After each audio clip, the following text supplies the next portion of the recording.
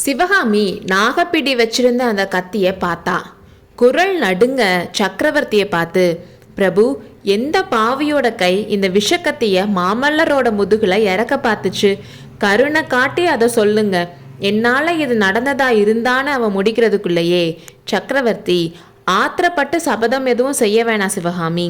இந்த ஆபத்து உன்னால வந்தது தான், ஆனால் உனக்கே தெரியாமல் நடந்தது. இந்த கத்தி யாரோட தான் இருக்கும்னு உனக்கு தெரியலையான்னு கேட்டாரு.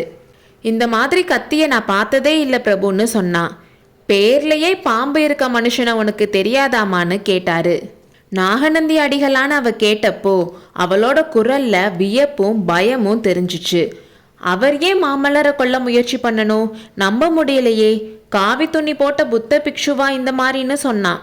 சிவகாமி, புத்த பிக்ஷுவா இருந்தா என்ன, யாரா இருந்தா என்ன? பெண்களோட சௌந்தரியத்தால புத்த பிக்ஷுவோட மனசு கெட்டு போகாதா? விஸ்வாமித்ரரோட கடுமையான தவத்தையே மேனகையோட சௌந்தரியம் கலைச்சிருச்சேன்னு சொன்னாரு. என்ன சொல்றீங்க? எனக்கு ஒண்ணுமே புரியல. நாகநந்தி எதுக்காக மாமல்லரை கொல்ல பார்த்தாருன்னு கேட்டான். உன்னோட சௌந்தரியம்ன்ற விஷயம் பிக்ஷுவோட தலைக்கு ஏறினால தான். வேற என்ன இருக்க முடியும் அம்மா? புத்த பிக்ஷுவோட கடின உள்ளத்தையும் உன் மேனி அழகு கவர்ந்துருச்சு. மாமல்லனோட குழந்தை மனசையும் கவர்ந்துச்சு. ஆனா நீ உன்னோட தூய்மையான மனசை மாமல்லனுக்கு கொடுத்த. அதுதான் பிக்ஷுவுக்கு மாமல்லன் மேல கோவம். நேத்து நீயும் மாமல்லனும் இந்த பாறையில உட்காந்து பேசிட்டு இருந்தப்போ இந்த பாறைக்கு பின்னாடி புத்த பிக்ஷு கையில இந்த விஷக்கத்தியோட ஒளிஞ்சிருந்தாரு. கிராமத்து கோயில் வரைக்கும் உங்களை பின்தொடர்ந்து வந்தாரு. கடவுளோட அருளாலையும் குண்டோதரன் ஜாக்கிரதையா இருந்தனாலையும் தான் மாமல்லன் நேத்து உயிர் தப்புனான்னு சொன்னாரு. குண்டோதரனா காப்பாத்தினா எப்படி பிரபுன்னு சிவகாமி கேட்டா. உங்களுக்கும் பிக்ஷுவுக்கும் தெரியாம குண்டோதரன் உங்களை ஃபாலோ பண்ணான். பிக்ஷு கோயில் சுவர் ஏறி குதிச்சப்போ இந்த கத்தி கீழே விழுந்துருச்சு. அதை குண்டோதரன் எடுத்து வச்சுக்கிட்டான். நடுராத்திரி பிக்ஷுவை மடப்பள்ளியில வச்சு சாத்திட்டு வந்து எங்க கிட்ட நடந்ததை எல்லாத்தையும் சொன்னான். நாங்க வந்து பாக்குறதுக்குள்ள மடப்பள்ளியில இருந்து பிக்ஷு மாயமாயிட்டாருன்னு சொன்னாரு. சக்கரவர்த்தி இப்படி சொல்லிட்டு இருக்கிறப்போ சிவகாமியோட முகத்துல அப்பப்போ ஏற்பட்ட மாறுதல்களை சக்கரவர்த்தி கவனிக்காமலாம் இல்லை. நாகநந்தி பத்தி பேச்சு வந்ததுல இருந்தே சிவகாமியோட மனசு பாதி இங்கேயும் பாதி மடத்துலையும் இருந்துச்சு. அவர் தூணுக்கு பின்னாடி மறைஞ்சு நின்றுட்டு இருந்தது கண் முன்னாடி வந்துட்டு போச்சு. அவர் இன்னும் அங்கேயே இருப்பாரா? இருந்தா சக்கரவர்த்தி கையில இருக்க கத்தியை வாங்கிட்டு போய் அவரை என் கையாலேயே கொன்னுறணும்னு ஆத்திரமா வந்துச்சு. பிரபு, அப்பா எங்க? நான் உடனே மடத்துக்கு போகணும்னு சொன்னா. அம்மா, என்னோட கோரிக்கையை இன்னும் நீ கேட்கவே இல்லையே. நான் கேட்டு வந்த வரத்தை கொடுக்கலையேன்னு சொன்னாரு. இப்படியெல்லாம் பேசி என்னையே வதைக்கிறீங்க. சிற்பியின் மகளுக்கு கட்டளையிடுங்க பிரபுன்னு சொன்னான்.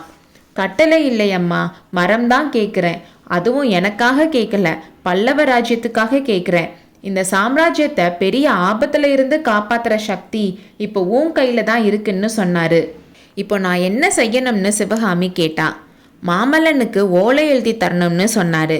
என்ன ஓலைன்னு கேட்டா. மாமல்லனை நீ விடுதலை செய்யறதா எழுதணும், உன்னை மறந்துட சொல்லி எழுதணும்னு சொன்னாரு. பிரபு, இந்த ஏழை பெண்ணை ஏன் இப்படி சோதிக்கிறீங்க? மாமல்லரை நான் விடுதலை செய்யறதா? என்னை மறந்துட சொல்லி நான் எப்படி எழுதுவேன்? நான் சம்மதிச்சாலும் இந்த கை அதுக்கு சம்மதிக்காதுன்னு சொன்னான். சிவகாமி, காஞ்சிக்கு பக்கத்துல வாதாபி படைகள் வந்துட்டு இருக்கு. ஆனாலும் நான் இங்க உன் கூட பேசிட்டு இருக்கேன். இதுல இருந்தே நான் உன்கிட்ட கேட்கிற கோரிக்கை எவ்வளோ முக்கியமானதுன்னு உனக்கு தெரியலையா? உண்மையை இன்னும் வெளிப்படையா சொல்றேன் கேளு. வாதாபியோட கடல் மாறி சைன்யத்தை எதிர்த்து நிற்க வேண்டிய படைபலம் இப்போ நம்ம கிட்ட இல்லை. இந்த நிலைமையில தெற்க இருந்து பாண்டியனோட பெரிய படை வேற நம்மளை தாக்க வந்துட்டு இருக்கு. நீ மனசு வச்சு என்னோட கோரிக்கையை நிறைவேற்றினா பாண்டிய சைன்யம் பல்லவ சைன்யத்தோட சேர்ந்துரும். ரெண்டும் சேர்ந்தா வாதாபி படையை ஈஸியா ஜெயிக்கலாம். பல்லவ ராஜ்யத்துக்கு நீ இந்த உதவியை செய்வியான்னு கேட்டாரு. எனக்கும் பாண்டியர் படையெடுத்து வர்றதுக்கும் என்ன சம்பந்தம் பிரபு? பல்லவ ராஜ்யத்துக்கு நான் என்ன உதவி செய்ய முடியும்னு கேட்டா. உன் மனசை காயப்படுத்த வேணான்னு பார்த்தா நீ விடமாட்ட போலையே. பாண்டிய மன்னனோட மகளை மாமல்லனுக்கு கல்யாணம் பண்ணி வைக்க தூது அனுப்புனாங்க. அதுக்கு மாமல்லன் சம்மதிக்காதனால அவங்க நம்ம மேல படையெடுத்து வராங்க. கல்யாணத்துக்கு சம்மதம் சொல்லிட்டா போதும், உடனே பாண்டிய சைன்யம் நம்மளோட சேர்ந்துரும். நீ மாமல்லனுக்கு விடுதலை கொடுத்தா அவனை இதுக்கு சம்மதிக்க வைப்பேன். நீ என்ன சொல்ற சிவகாமி? பல்லவ ராஜ்யத்துக்கு உயிர் பிச்சை குடிப்பியான்னு கெஞ்சினாரு. சிவகாமி, மாட்டேன், என்னால முடியாதுன்னு கத்துனான். அதுக்கப்புறம் விம்மிக்கிட்டே, பல்லவேந்திரா, உங்க கையில இருக்க விஷக்கத்திய என் நெஞ்சில பாய்ச்சி கொன்னுடுங்க. உங்க மகனுக்கு விடுதலை கிடைச்சிடும். பல்லவ ராஜ்யமும் தப்பிச்சிடும். ஒரு பெரிய ராஜ்யத்தை காப்பாத்துறதுக்காக ஒரு பொண்ணை கொன்னா என்ன? கத்தியை எடுங்க பிரபு. உங்களுக்கு தைரியம் இல்லைன்னா கத்தியை என்கிட்ட கொடுங்க, நானே குத்தி செத்துடுறேன்னு சொன்னான். சிவகாமி, நீ ஜெயிச்சிட்ட, நான் தோத்துட்டேன்னு சக்கரவர்த்தி சொன்னாரு. பாறைக்கிட்ட இவங்க பேசி முடிச்சு 20 நிமிஷத்துக்கு அப்புறம் சிவகாமியும் ஆயனரும் மண்டபப்பட்டு கிராமத்துக்கு போயிட்டாங்க. வாசல் கிட்ட போனதும் சிவகாமி வேகமா அவ ரூமுக்குள்ள போய் பார்த்தா. தூணுக்கு பின்னாடி பிக்ஷுவை காணோம். மடத்துலையும் எங்கேயும் காணோம். திடீர்னு சந்தேகம் வரவும் அவசரமா போய் அவ பெட்டிக்குள்ள பார்த்தா. கையால பல தடவை துளவி பார்த்தும் ட்ரெஸ் எல்லாம் எடுத்து உதறி பார்த்தும் சக்கரவர்த்தி கொடுத்த சிங்கலட்சணைய காணோம். அதே டைம்ல வராக நதிக்கு அந்த கரையில கண்ணபிரான் கிட்ட பிக்ஷு சிங்கலட்சணையை காட்டிட்டு இருந்தாரு. அதை காட்டி அவரை ரதத்துல காஞ்சிக்கு உடனே கூட்டிட்டு போக சொல்லி கட்டளை போட்டாரு. கண்ணபிரான் தயக்கத்தோட ஓகே சொல்லி ரதத்துல பிக்ஷுவை ஏற சொன்னான். இதையெல்லாம் கொஞ்ச தூரத்துல மரங்களுக்கு பின்னாடி நின்று சக்கரவர்த்தியும் சத்ருகனும் பார்த்துட்டு இருந்தாங்க. சத்ருகனன் கண்ணபிரானை தடுக்கிறதுக்காக போனப்போ சக்கரவர்த்தி வேணாம்னு சொல்லி நிப்பாட்டினாரு. அவங்க கிளம்பி போறத பார்த்துட்டு இருந்த சத்ருகனோட முகத்துல கோபம் கொதிச்சிச்சு.